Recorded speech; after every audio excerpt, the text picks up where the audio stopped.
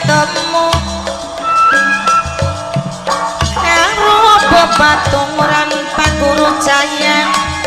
sing kenal anyar-anyangan